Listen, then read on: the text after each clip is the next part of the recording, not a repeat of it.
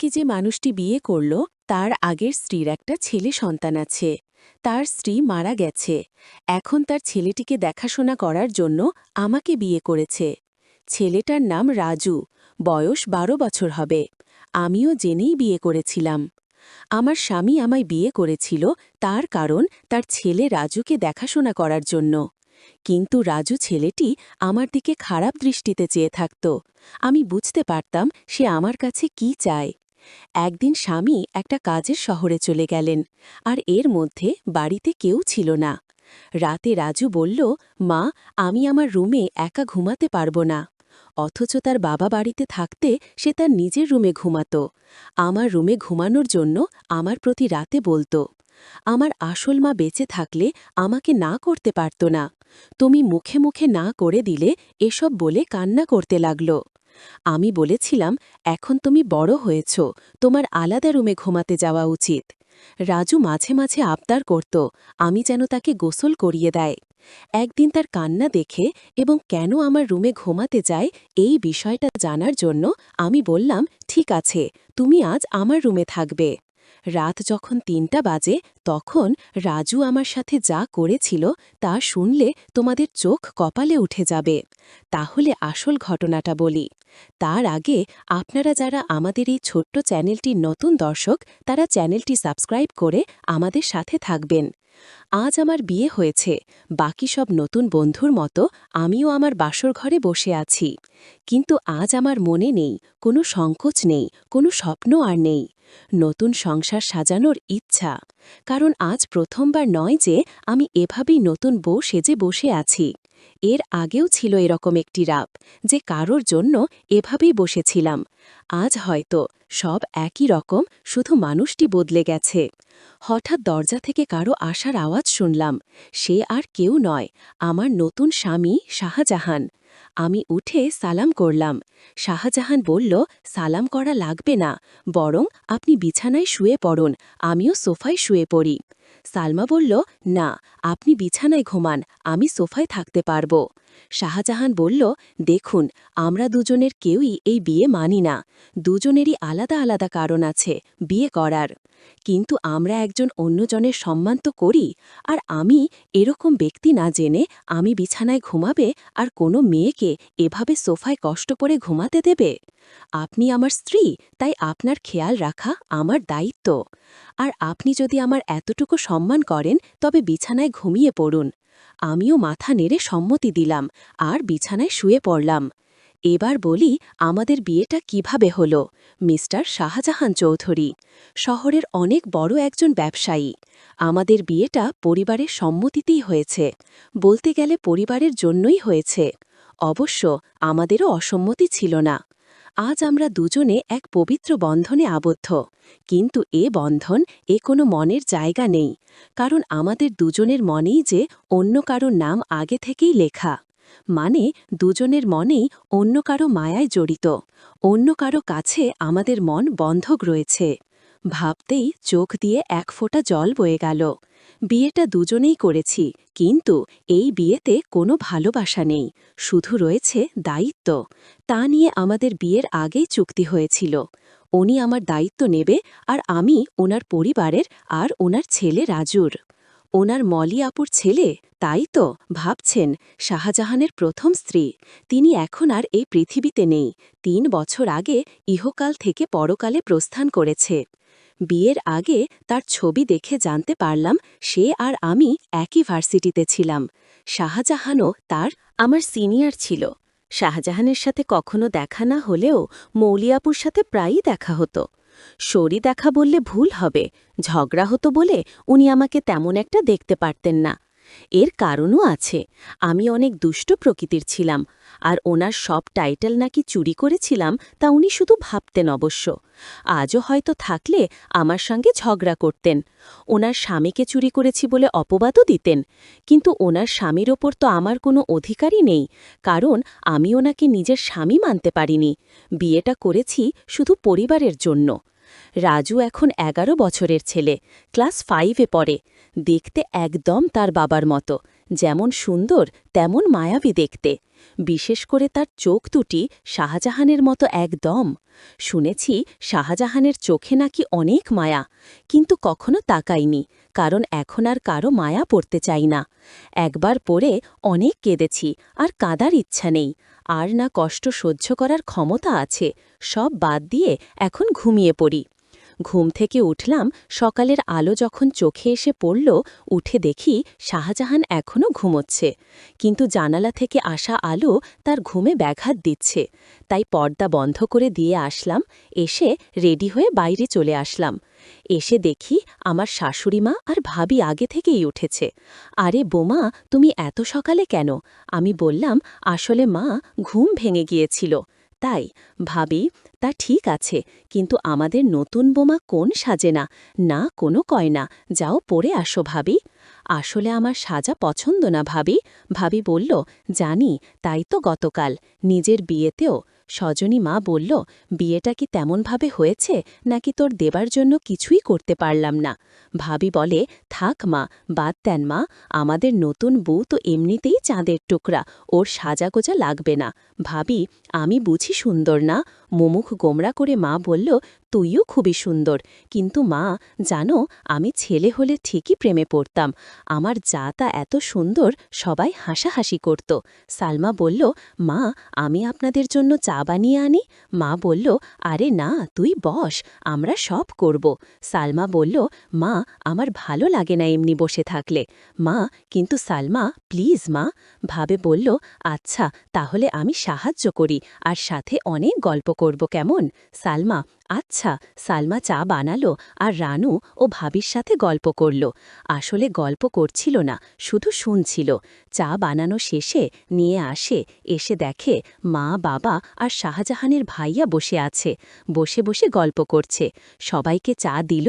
বাবা বলল, অনেক মজা হয়েছে তোমার চায়ের থেকেও, মজা হয়েছে। শাহজাহান, হ্যাঁ, অনেক অনেক ভালো হয়েছে। রানুকে একটু চা বানানো শিখিয়ে দিয়ে। রানু, কি এত বড় কথা, কাল থেকে 7 দিন তোমার চা বন্ধ। বাবা বলল, না না, আমি তো দুষ্টুমি করে বলেছি, তুমি তো জানো আমি চা ছাড়া থাকতে পারি না। এভাবে সবাই চা খেয়ে নিলাম। তারপর আমি আমার স্বামী রুমে গেলাম, গিয়ে দেখি অবাক কাণ্ড। শাহজাহানের ছেলে, অর্থাৎ আমার স্বামীর ছেলে তো আমারই ছেলে, সে তো বড় দুষ্টু হয়ে গেছে, অল্প বয়সে মনে হয় পেকে গেছে। গিয়ে দেখি একটা পুতুল হাতে নিয়ে বলছে, তুমি কবে আমার হবে মা? কবে আমায় কাছে টেনে নেবে? আমি যে আসতে পারছি না মা। আমি অবাক হয়ে তার কথাগুলো শুনতে পেলাম। কোন মাকে সে চায়, আর মায়ের কাছে তার কিসের চাওয়া? আর তার মা তো বেঁচে নেই, তাহলে আমাকে নিয়ে কিছু বলছে নাকি? এত ছোট ছেলেই বয়সে পেকে গেছে, কি বলছে কিছুই বুঝতে পারছি না। কিছুদিন পর আমার স্বামী ব্যবসার কাছে বাইরে গেলে কিছুদিনের জন্য রাজু ছেলেটি আমার দিকে সবসময় এক অদ্ভুত দৃষ্টিতে তাকিয়ে থাকে, মনে হয় তার চোখের ভেতর হাজারো পিপাসা। আমি হঠাৎ জিজ্ঞেস করলাম, এই রাজু, তুমি এভাবে আমার দিকে তাকিয়ে কি দেখছ? আমি আপনার চেহারা দেখছি। আপনার চেহারায় এতটাই মায়া যে আপনার চেহারায় আমি একটা অদ্ভুত জিনিস দেখতে পাই।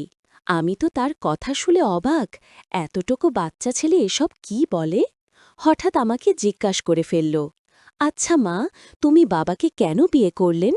আমি বললাম, দেখো, তুমি ছোট মানুষ, আর তাই তোমাকে দেখাশোনার জন্য তোমার বাবা আমাকে বিয়ে করেছে।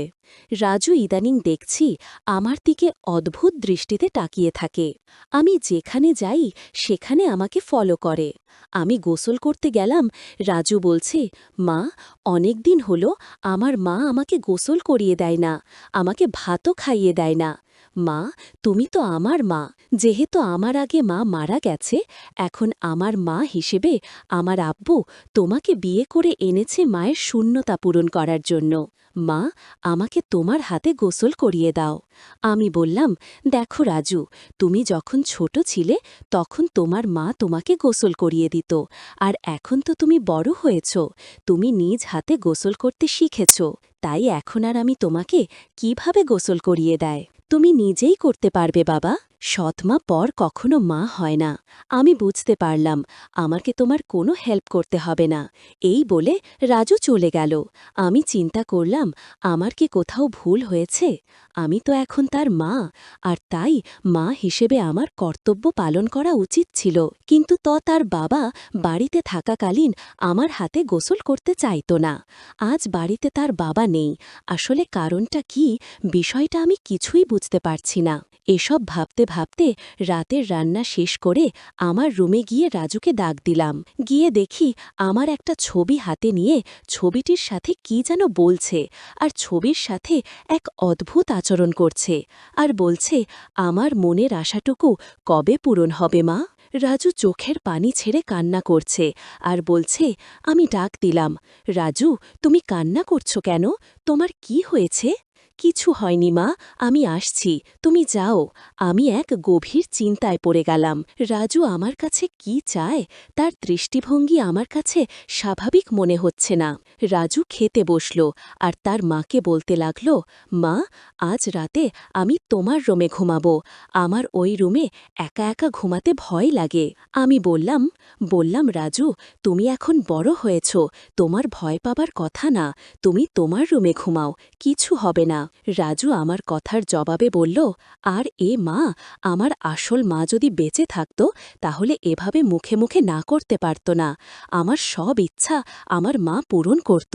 আচ্ছা রাজু, তোমার কাছে একটা প্রশ্ন। তোমার আব্বু যখন বাড়িতে ছিল তখন তুমি তোমার সব আবদারের কথা বলতে না। এখন তোমার আব্বু বাড়িতে নেই, আর এখন তোমার অনেক আবদারের কথা বলছো কেন বাবা? মা, তুমি আমার কষ্ট বুঝবে না, আমি তো কিছুই বুঝি না, সব তুমি বোঝো। এসব কথা বাদ দিয়ে এখন ঘুমাতে যায়, রাত অনেক হয়েছে। রাজু চোখের পানি ছেড়ে তার রুমে চলে গেল, আর আমি শুয়ে শুয়ে রাজুর আবদারের কথা ভাবতে লাগলাম। রাজু আমার রুমে ঘুমাতে চায়, তার নাকি নিজের রুমে থাকতে ভয় করে, আবার বলে তাকে গোসল করিয়ে দিতে।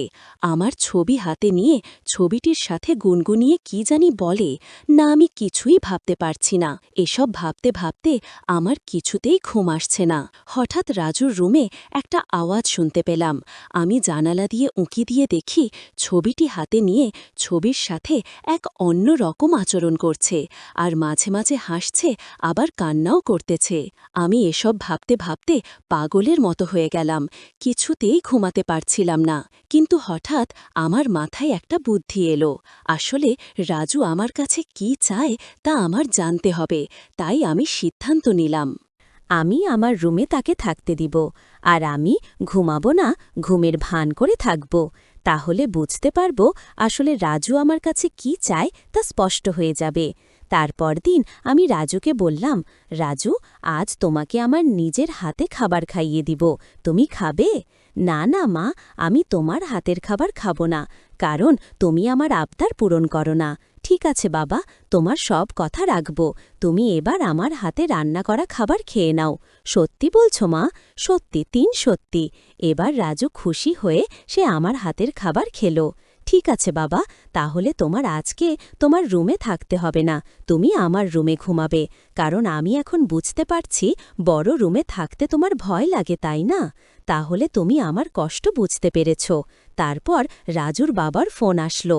সে ফোনে জানিয়ে দিল, আমার আসতে আরও ১৫ দিন দেরি হবে, তুমি ছেলের প্রতি খেয়াল রেখো। আমি মনে মনে একটু খুশি হইলাম, কারণ যদি আমার স্বামী এসে পড়ত তাহলে রাজু আমার কাছে কি চায় তা হাতে নাতে ধরতে পারতাম না। ভালোই হলো। তারপর রাতের খাবার খেয়ে রাজুকে ডাক দিলাম, রাজু, তুমি আমার রুমে আসো, আজ তুমি আমার রুমে ঘুমাবে। শুধু আজ নয়, যতদিন তোমার বাবা আসবে না ঠিক ততদিন পর্যন্ত, বুঝলে? লক্ষ্য করলাম রাজু অনেক খুশি হয়েছে। তারপর রাতে ডিনার করে আমি ঘুমের ভান করে শুয়ে রইলাম। এদিকে রাজু শুয়ে পড়ল। রাত যখন ৩টে বাজে তখন দেখি রাজু ধীরে ধীরে বিছানা থেকে উঠে পড়ল। তারপর রাজু ভালো করে আমাকে দেখল আমি ঘুমিয়েছি কিনা। তারপর ধীরে ধীরে আমার কাপড়ের আঁচলটা বের করল, কারণ কাপড়ের আঁচলে আমার ঘরের আলমারির চাবি ছিল, আমি যেন আর না পাই। আর তাই সে ধীরে ধীরে চাবিটা আঁচল থেকে তার হাতে নিয়ে নিল। তারপর আলমারিতে থাকা তার মায়ের স্বর্ণের গহনা ছিল, আর আলমারি আলমারিটা খুলে সকল স্বর্ণ অলংকার সে একটা শপিং ব্যাগে নিয়ে নিল। ব্যাগ তার রুমে নিয়ে রেখে আসলো। তারপর চাবিটা আঁচলে বেঁধে রেখে দিল। তারপর ঘুমিয়ে পড়ল। আমি ঘুম থেকে জেগে উঠি। এটা কি করল? এতটুকু একটা ছেলের সাহস দেখে আমি অবাক হচ্ছি। সেসব স্বর্ণ অলংকার চুরি করল। আর এই বয়সে তার এত স্বর্ণ বা টাকা দরকার কেন? আমি তাকে কিছুই বলিনি। সকালে উঠে রাজু বলল, মা, তাড়াতাড়ি খাবার দাও, আজ একটু জলদি স্কুলে যেতে হবে। ঠিক আছে, আমি নাস্তা দিচ্ছি, খেয়ে স্কুলে যাও। সে তাড়াহুড়া করে খাবার খেয়ে ব্যাগটি নিয়ে ঘর থেকে বের হতেই আমিও তার পিছু নিলাম। তারপর দেখলাম একটা স্বর্ণের দোকানে গিয়ে স্বর্ণগুলো বিক্রি করে দিল। তারপর এই টাকাগুলো নিয়ে কবরের চারপাশে বেড়া দেওয়ার জন্য কিছু সরঞ্জাম কিনল। আর সেই সরঞ্জাম নিয়ে গেল তার আসল মায়ের কবরের পাশে। আর মায়ের কবরের চারপাশে বেড়া দিয়ে কবরটাকে সুন্দর করে তুলল, যেন গরু ছাগল যেতে না পারে। আমি রাজুর এই দৃশ্য দেখে অবাক হয়ে গেলাম। এতটুকু একটা ছেলের মায়ের প্রতি ভালোবাসা, কিন্তু চুরি করে কেন করল? পরে আমি রাজুকে বললাম, বাবা, আমি তোমার সব কার্যকলাপ দেখেছি, তুমি চুরি করলে কেন? মা, তুমি জানো এখন আমার মায়ের টাকা দিয়ে কিনা আমার বাবা আমার মাকে অনেক কষ্ট দিয়েছে, আর তাই আমি আমার মায়ের সম্পদ বিক্রি করে মাকে দিয়ে আসলাম। ভালো করনি মা। বাহ রাজু, তোমার মতো সন্তান যদি প্রতিটি ঘরে ঘরে থাকত তাহলে পৃথিবীটা অনেক সুন্দর হয়ে যেত। মায়ের প্রতি এমন ভালোবাসা দেখে আমি মুগ্ধ হলাম। সকল দর্শকদের উদ্দেশ্য করে বলতে চাই, যাদের মা বেঁচে আছে তারা খেয়াল রেখো, তাহলে দুনিয়া আখেরাতে শান্তি পাবে, সকল কাজে সফল হবে। আর হ্যাঁ, মা ছাড়া এই দুনিয়াতে আপন কেউ নেই। যার মা নেই তার এই দুনিয়াতে কেউ নেই। বন্ধুরা, আজকের গল্পটা কেমন লাগলো তা কমেন্ট করে জানাবেন। আর আপনারা কোন ধরনের গল্প পছন্দ করেন তাও কমেন্ট করে জানাবেন। সকলে ভালো থাকবেন। দেখা হবে নতুন কোনো ভিডিওতে।